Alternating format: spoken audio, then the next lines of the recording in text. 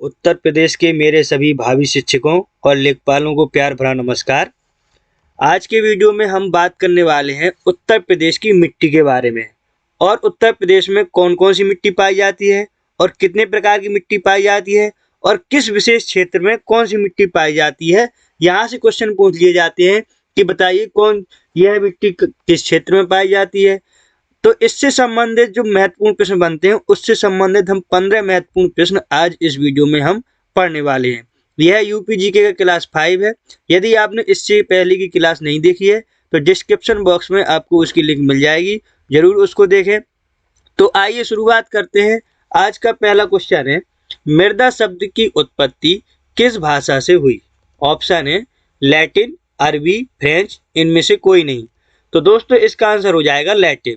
देखिए लैटिन भाषा के शब्द सोलम, ध्यान रखिए लैटिन भाषा का एक शब्द है सोलम जिससे मृदा शब्द की उत्पत्ति हुई है। मृदा क्या है? अब यहाँ से एक महत्वपूर्ण क्वेश्चन बनता है कि मृदा है क्या, मृदा की परिभाषा क्या है। तो याद रखिए पृथ्वी के पृष्ठ पर दानेदार कणों के आवरण की पतली परत को मृदा कहते हैं। मृदा का निर्माण कैसे होता है? तो चट्टानों से प्राप्त खनिजों और जैव पदार्थों से मृदा का निर्माण होता है। किससे? चट्टानों से जो खनिज प्राप्त होते हैं और जो जैव पदार्थ प्राप्त होते हैं उनसे मृदा का निर्माण होता है। पृथ्वी के पृष्ठ पर दानेदार कणों के आवरण की पतली परत मृदा कहलाती है। अब देखिए मृदा में होता क्या क्या है। यहाँ से क्वेश्चन बनता है मृदा में पाया जाता है खनिज, जैव पदार्थ, जल, वायु, सूक्ष्म जीव आदि ये सब पाए जाते हैं। क्या क्या? खनिज प्लस जैव पदार्थ प्लस जल प्लस वायु, यानी कि मृदा में वायु भी पाई जाती है, जल भी पाया जाता है और उसमें सूक्ष्म जीव भी पाए जाते हैं। क्वेश्चन नंबर 2 है, एक चीज और याद रखिए, एक ही जगह की मृदा में भी समय के साथ परिवर्तन होते रहते हैं। इसका मतलब ये हुआ कि एक ही जगह की मृदा हमेशा एक जैसी नहीं रहती है। मृदा का मतलब होता है मिट्टी, मिट्टी का मतलब सॉइल इंग्लिश में बोलें तो एक ही जगह की मिट्टी हमेशा एक जैसी नहीं रहती है, समय के साथ परिवर्तन होते रहते हैं। क्वेश्चन नंबर 2 है, यूपी में मृदा को कितने प्रकार में बांटा गया है। ऑप्शन है 3, 2, 4, 5। इसका उत्तर हो जाएगा 3।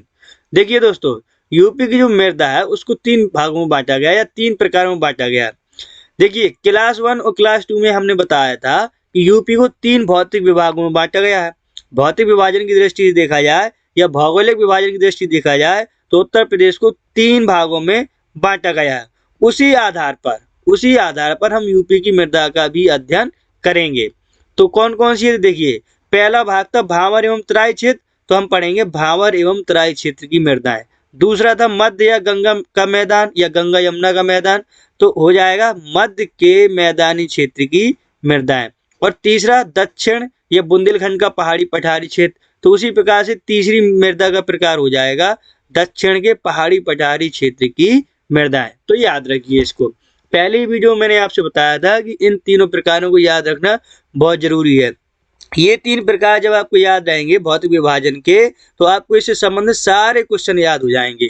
क्वेश्चन नंबर 3 है, यूपी के किस क्षेत्र को भावर का क्षेत्र कहा जाता है।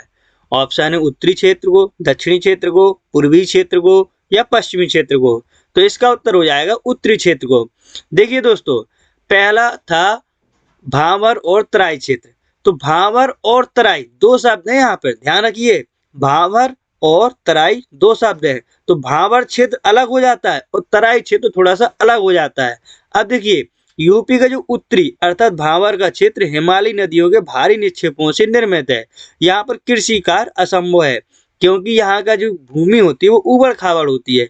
इस कारण भावर क्षेत्र की भूमि बोलें या मृदा बोलें या मिट्टी बोलें, उबड़ खाबड़ यानी ककरीली पथरीली होती है। यहाँ ज्यादातर झाड़ियां और वन पाए जाते हैं, ठीक है। और यहाँ पर कृषि कार्य असंभव है। तो ध्यान रखिए यहाँ पर कृषि कार्य असंभव है और यहाँ पर उबड़ खाबड़ जमीन है और यहाँ झाड़ियां और वन पाए जाते हैं। भावर क्षेत्र उत्तरी क्षेत्र को कहते हैं। किसको? उत्तरी क्षेत्र को। क्वेश्चन नंबर 4 है, किस क्षेत्र की मृदा में गन्ना एवं धान की पैदावार अच्छी होती है। ऑप्शन है भावर, तराई, दोनों, कोई नहीं। तो इसका उत्तर हो जाएगा तराई क्षेत्र की। तराई क्षेत्र की मृदा में गन्ना और धान की पैदावार अच्छी होती है। मैंने अभी अभी बताया कि तराई एवं भावर क्षेत्र वैसे तो पूरे एक ही पढ़ा जाएगा, एक ही विभाजन है, मतलब 3 विभाजन में से पहला विभाजन है, लेकिन तराई और आपका जो ये भावर शब्द है दोनों ही अलग अलग हैं। तो जो तराई क्षेत्र है और भावर क्षेत्र है, तो इन दोनों को समझो। भावर क्षेत्र जो होता है वो यूपी का सबसे उत्तरी क्षेत्र होता है, आपने पीछे पढ़ा। तराई क्षेत्र की परिभाषा है भावर क्षेत्र के ठीक किसके, भावर क्षेत्र के ठीक दक्षिण में तराई क्षेत्र है, इसको याद रखिए।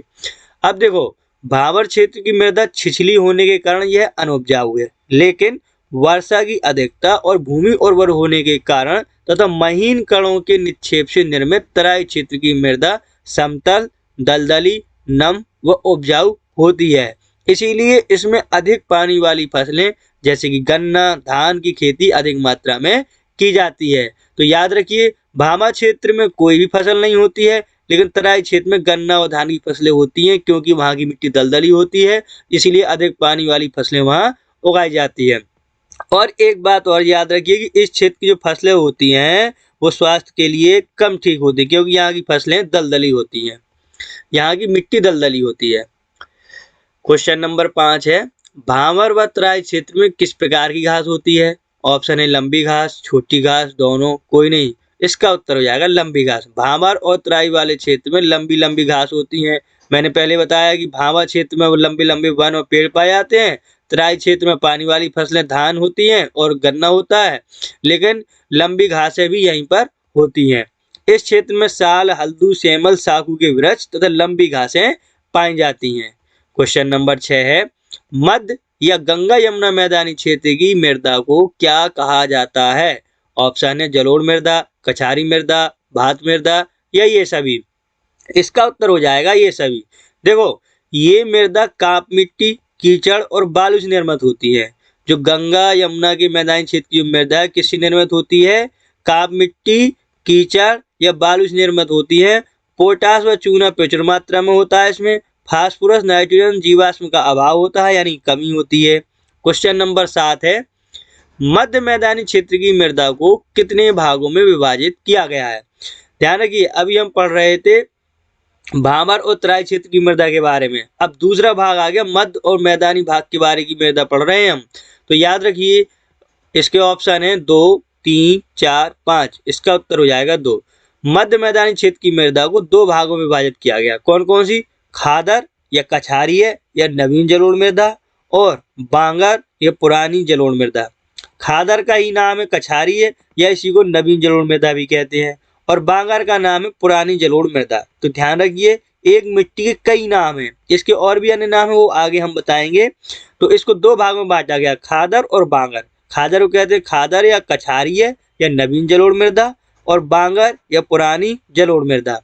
क्वेश्चन नंबर 8 है, नदियों द्वारा प्रत्येक बाढ़ के साथ परिवर्तित होने वाली मृदा कहलाती है। परिभाषा को ध्यान से देखिए, नदियों द्वारा प्रत्येक बाढ़ के साथ परिवर्तित होने वाली मृदा कहलाती है। ऑप्शन खादर मृदा, कछारी मृदा या नवीन जलोढ़ मृदा या ये सभी। तो दोस्तों इसका उत्तर हो जाएगा ये सभी। पीछे ही हमने बताया कि खादर मृदा को ही कछारी मृदा कहते हैं और उसी को ही नवीन जलोढ़ मृदा कहते हैं। तो जाहिर सी बात है, तीनों का ऑप्शन ये सभी हो जाएगा। ठीक है, तो अन्य नाम भी हैं इसके, खादर मृदा के या कछारी मृदा के, और अन्य नाम क्या क्या है? बलुआ या सिल्ट बलुआ या दोमट मटियार या मटिया दोमट, इसी मिट्टी के नाम है, खादर के या कछारी मृदा के या नवीन जलोढ़ मृदा के।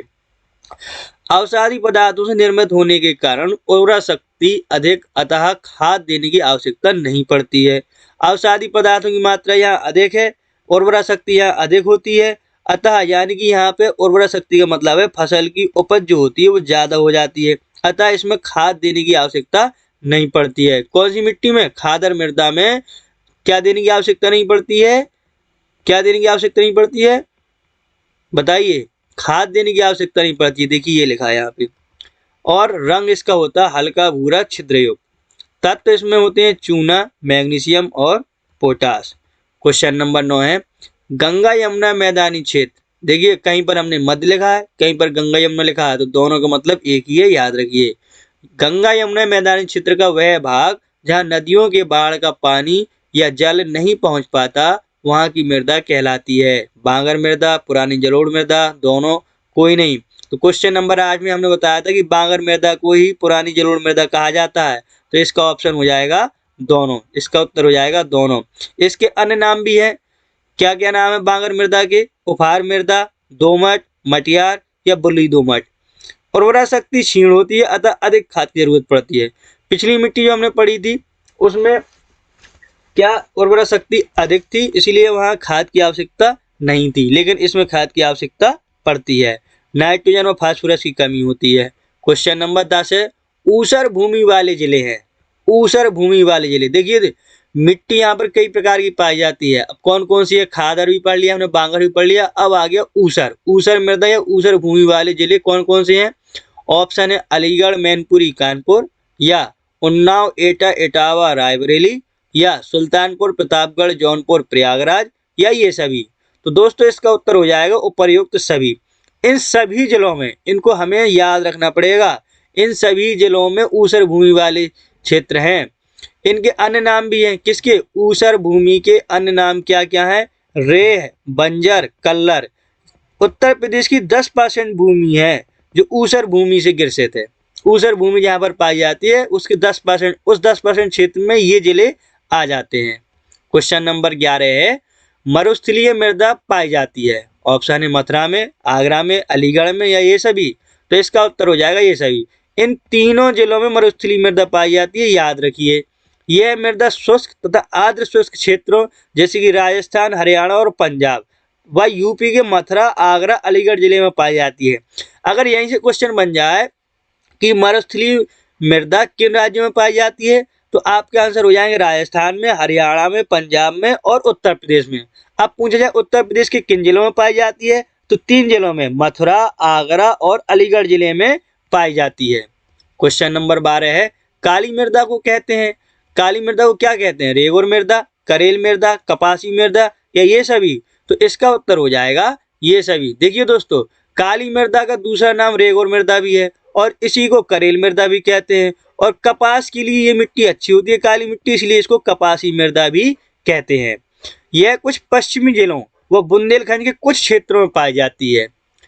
क्वेश्चन नंबर 13 है, दक्षिण का पहाड़ी पठारी क्षेत्र स्थित है। अभी तीसरा वाला भाग आ गया। दक्षिण का पहाड़ी पठारी क्षेत्र स्थित है कहाँ?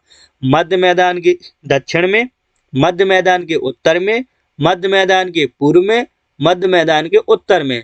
इसका उत्तर हो जाएगा मध्य मैदान के दक्षिण में। पहले ही बताया कि जो है दक्षिण का पहाड़ी पठारी क्षेत्र है वो मध्य मैदान के दक्षिण में है। इस क्षेत्र में प्री कैम्बियम युग की चट्टानों की अधिकता है।